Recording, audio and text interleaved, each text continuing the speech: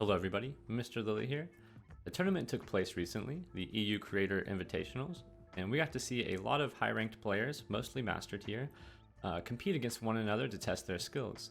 And from that, we got to see a lot of great decks and how they perform in a tournament setting, and I'm going to go over a couple of them with you today. We're going to start with the decks that made it into the top 8, and then towards the end, we'll get to the decks that took the #1 spot. So, here we go. Alright, so the first deck we have in the top 8 is going to be Prankster Burn.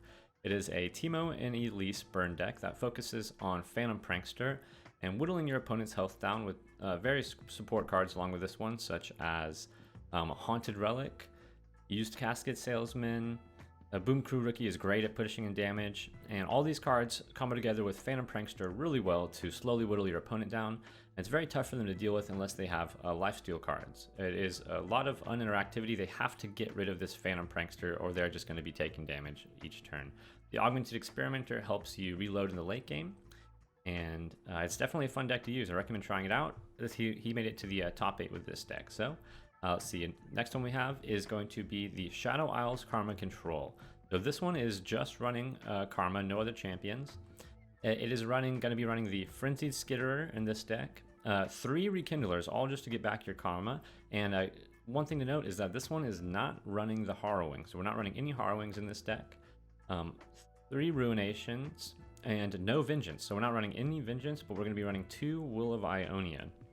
The idea is with this deck is essentially stall out your opponent as long as you can until you can get either you remove all their stuff with your removal and have a decent sized board and you just beat them down, or when you have a leveled up Karma, you can get some crazy turns off with your Mark of the Isles on there, as well as this Mist Call bringing back various minions. A level 2 or a leveled up Karma with the Mist Call is going to bring twice as many minions back and makes it pretty difficult for your opponent. If you get to turn 10 with this deck, the chances of winning go up a lot, and the chances of your opponent coming back are drastically reduced.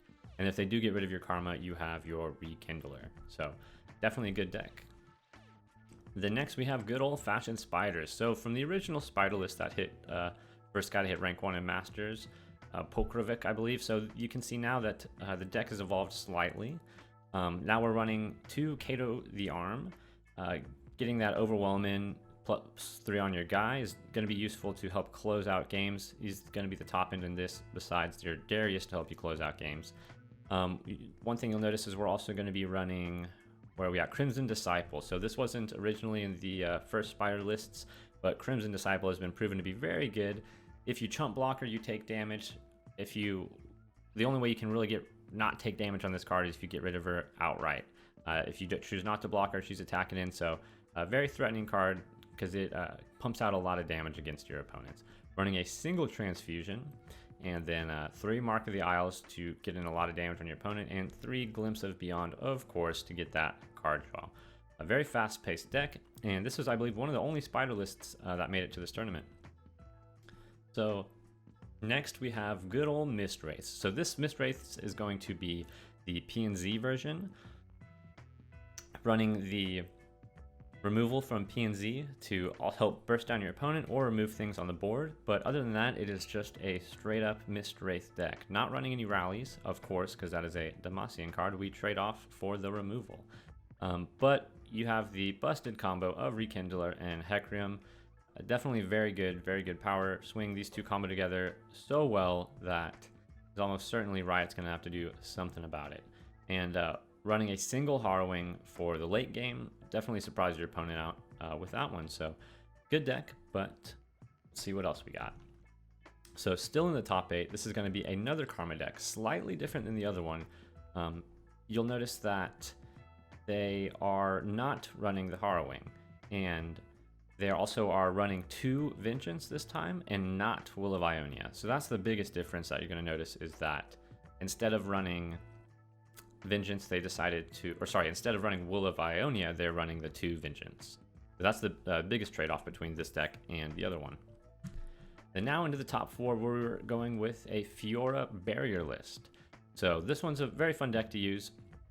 It either focuses on winning with Fiora or winning with some sweet Green Glade Caretakers buffed up. Obviously there's other ways you can win, but these are 2 of very big win conditions in your deck.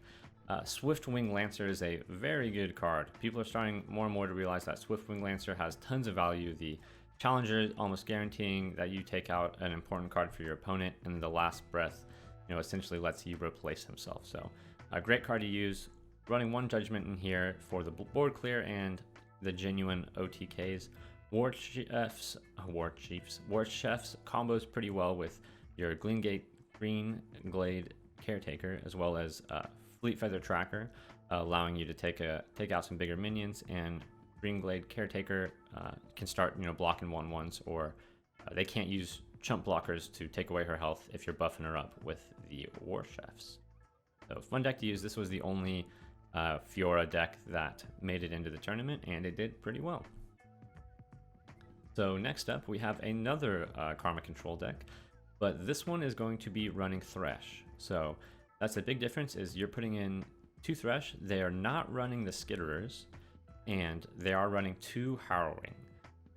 So this deck focuses a lot more on the spells and less on the minions, but the trade-off was we're running 2 Thresh.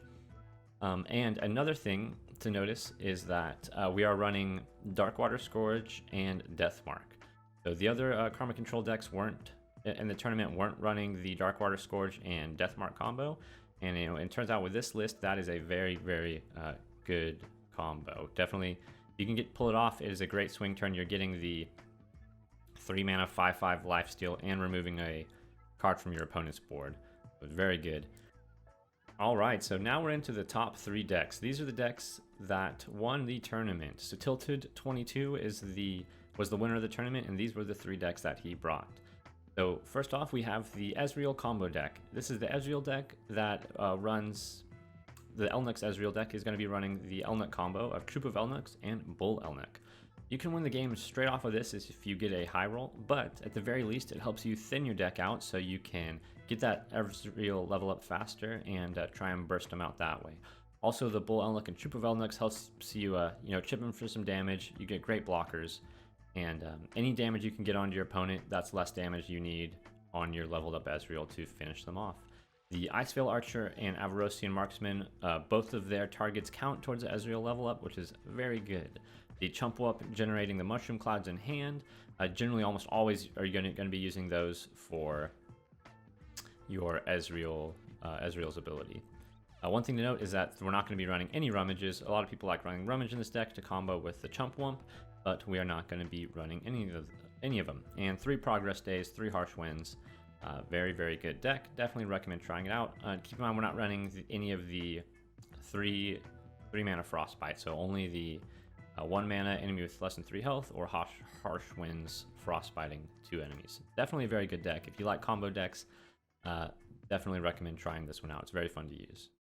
All right, and so here we have good old Rally Mistwraiths. So the other Mistwraiths deck we saw was the P&Z version, but this one is the Demacia version, running all Shadow Isles cards except for 2 Relentless Pursuit, almost guaranteeing your Wraithcaller pulls. The Relentless Pursuit allows you to close out games really early because Frenzied Skitterer, as effect, will stay on the board, so you give them all -1. They can't block out your Mistwraiths or Fierce Frenzied Skitterer, then you rally, they can't block you again. Pretty tough for them to deal with. Also, Chronicler of Ruin can be used on Frenzied Skitterer to reactivate his ability. And that's not enough. This deck draws extreme amounts of value from Hecarim. Hecarim can be pulled again with Rekindler. Then Chronicler of Ruin can be played on Rekindler to generate another Hecarim, and then Mist's Call can be used to bring back the Rekindler to generate another Hecarim. So it's definitely tough to deal with if you make it to that point and you're able to combo out your opponent like that. Tons and tons of value that you draw of Hecarim, very hard for your opponent to deal with, but you can win the game before you even make it there with all of your fearsome units and rally bringing it down your opponent. So that's going to be the best Mistwraith deck from this tournament. And then finally, the last deck we're going to be going over is, to nobody's surprise, is the Elusive deck, the Freylord Elusive Allegiance deck. Running Zed as our champion, all the elusive cards that we can, and Omenhawk. So the name of the game is, now that you can't buff up your guys with Inspiring Mentor, you get the Omen Hawk, buff them up, and beat your opponent down. You get the Kinku Wayfinder to pull 2 1-drops from your deck. If you pull 2 Omen Hawks, your guys get the +1/+1. Very tough for your opponent to deal with if you get a good curve out early. Then if you have a board and you drop a Windfarer Hatchling, it is pretty much over for your opponent. The only way for them to really deal with this deck is by removing your guys early. It's hard against, doesn't do as well against control decks if they have the removal necessary, but Kinku Wayfinder, you know, has a way of giving you those big swing turns that you need. Also getting the Jeweled Protector onto Zed or Kinku Lifeblade, as always, makes it hard for your opponent to come back from games. We're going to be running 2 Deny and 2 Will of Ionia for our removal, 3 Twin Disciplines, or, you know, Will of Ionias for our removal, Deny to help you stay on the board, and for board clears, you can stop out the Harrowing and, you know, any board clears that come your way. Twin Disciplines to help you buff up your guys, buff up the Kinku Lifeblade in your Zed, surprise and lethal on your opponents, and Elixir of Iron to get some sneaky trades on there. When your opponent finally is able to block your guys, or, you know, has Mystic Shot, get excited for your guys, you toss the Elixir of Iron on them, and it is wasted. So these were the 3 best decks. The Ezreal deck, Elusives, and Rally MISTWRAITHS were the 3 best decks at this tournament, and will most likely be the 3 best decks coming forward in the meta until things start to change. So let me know what you guys think. There's some interesting takeaways from this. A lot of champions that didn't get seen. So we didn't see any Ashe, Tryndamere. A lot of Freylord wasn't used, except for in this deck, it's pretty much solely Omen Hawk and Elixir of Iron.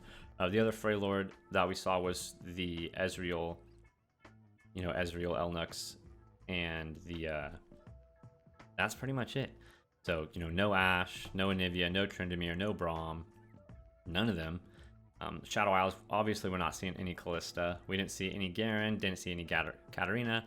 I know it's interesting to see that we didn't see any Lux. Nobody was playing any Lux decks, even though after they buffed her. So, and then we saw one Yasuo deck. There's one guy who brought a Yasuo, but I don't think he made it out of group stages. So it was an interesting tournament to see how things unfolded, see how the decks are working right now.